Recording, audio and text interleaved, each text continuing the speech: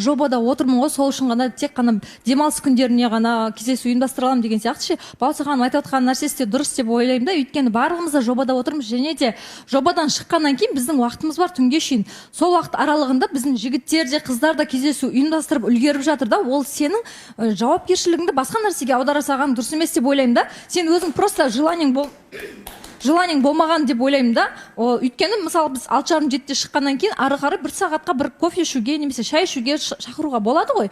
Басқа кездері күндіз үлкен бір кездесулер ұйымдастыруға болады деген сияқты, сондай нәрсені дұрыстап түсіндір деп айтып отқаным сол. Онда дұрыстап түсіндіріп айтайын, иә. Өйткені сен мына жерде тікелей азаннан бастап түнге шейін осы жерде жүретін адам сияқты сөйлеп тұрсың да, мен жобадамын ғой деп ше, барлығымыз да жобада отырмыз. Онда ашығынан айтайын, андай ашуланбай айтайын.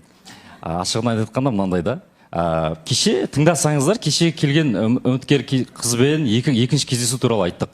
Ол жерде ол кісінің әке-шешесі үлкен кісілер деген нәрсені айттым. Және мен осы жақтан жобадан шыққаннан кейін ол қызға міндетті түрде жазып хабарласамын. Қайдасың, не істеп жатсың? Ол кісі жұмыста болды. Сосын ол жұмыстан 9-дан өте шығады. 9-дан кейін мен шақырмаймын дедім. Онда 10-11-де түннің бір уағына кездесу ұйымдастырмай қойын. Өйткені үйінде үлкен кісілер бар дегенде мен екі жақты тараппен шешкен нәрсе болатын тұғын. Күнде ол кісі 5 күн тоже жұмыста болды.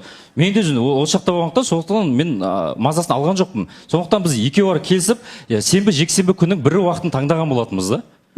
Мысалға, егер Ақмарал ханым ертең мен оқудамын, Алматыда осындамын, әке-шешем Қарағандыда, мен сағат 10-ға дейін кездесе аламын десе, неге мен шақырмасқа?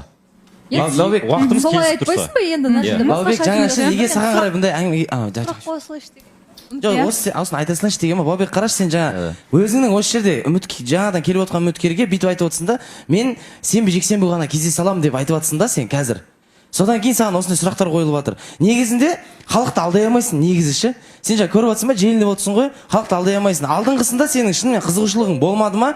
Онда айту керек ашығынан ше. Шынымен мен қызығушылығым болмады деп айтпесе, сыртқа шыққаннан кейін қасына балалармен де тамақ ішуге барып жатсың ғой, жоқ. Мен де бардым тамақ ішуге деген сияқты ше, бауырым, дұрыс жағынан түсін. Негізі барды бар деп айту керек та. Сенің қызығушылығың болмады ма? Ничего страшного. Сені ешкім жеп қоймайды ол үшін. Сен өзіңнің құқығың ғой, ол қызығушылығың болу, болмау ше.